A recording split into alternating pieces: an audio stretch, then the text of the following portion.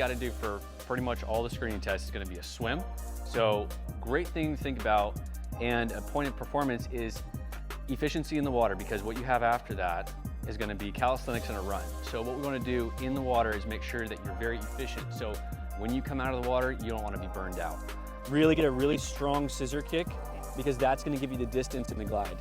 So if you have a weak scissor, then you're just not going to get the power in the distance. As soon as you do the scissor, you can do some quick short flutters, but don't do a whole bunch of them, because that's going to burn you out.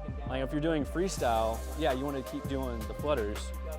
Really focus on that glide. I mean, really like lock your elbows out, tuck your chin in, and then when you come up for air, the only thing you really need to do is just turn your head just to get your mouth above the surface of the water. What you want to do in the water is make sure that you're very efficient. So when you come out of the water, you don't want to be burned out. So breathing, make sure that you're breathing well during your swim, you're gliding well, make sure you're not taking too many strokes across the pool, really just coming out of the water and being ready for the calisthenics. And the next thing you got is 2 minutes max push-ups. So for the push-ups, really important that you engage the right muscles. So what I tell everybody is when you're grabbing the ground, when you're putting your hands on the ground, really grip the ground and stay tight. Keep everything nice and tight in your upper body. A lot of guys will also, they'll sag, or they won't lock out all the way. There's a few different things that we gotta look for. So on the push-up, you grip the ground and you don't have to stare straight forward, keep your head neutral. And then on the way down, you wanna go to about a fist off the deck and then all the way up. I'm gripping the ground, staying nice and tight, and if I need to rest, I rest in the up position. If you need to go a little bit wider to work more of your chest, you can bring your hands out. If you want to work more of your tries, you bring them a little closer. Just realize that what's going to do for your muscles, right? Whatever one is burning, then you can move your hands out a little bit, right? Adjust your grip. For your push-ups, a lot of people will train and they'll push 50 reps before they stop and rest.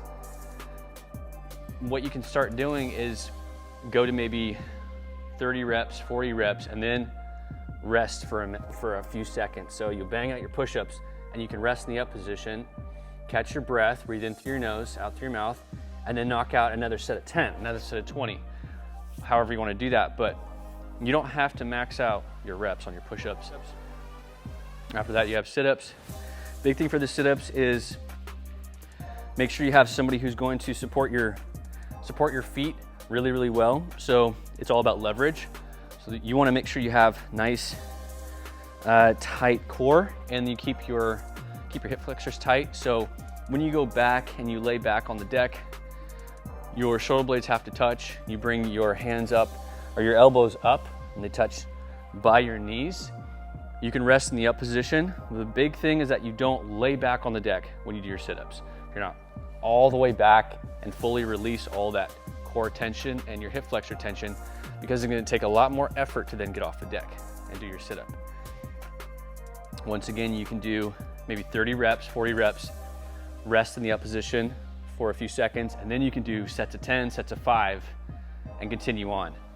Pull-ups are challenging for some people because they don't train for them very often, or they just are stuck at a plateau and they don't really know how to get past that.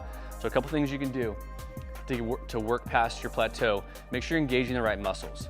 So if you are doing a pull-up and you're not engaging your lats properly, there's big muscles on your back, then you might not be able to get as many reps in.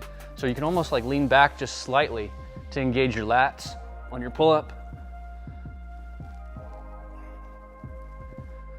Once you go all the way up, make sure your chin goes all the way over the top of the bar, and you extend all the way down.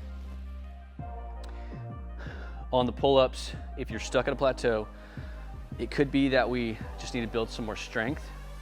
So weighted pull-ups are great to use, banded pull-ups.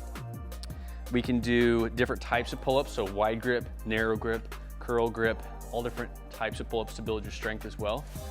And if you're new to pull-ups, you throw that band over the bar and use that, hook it under your foot, hook it under your knee, and you can do band assisted pull-ups to get to that number that you want to hit. And there's a 1.5 mile run.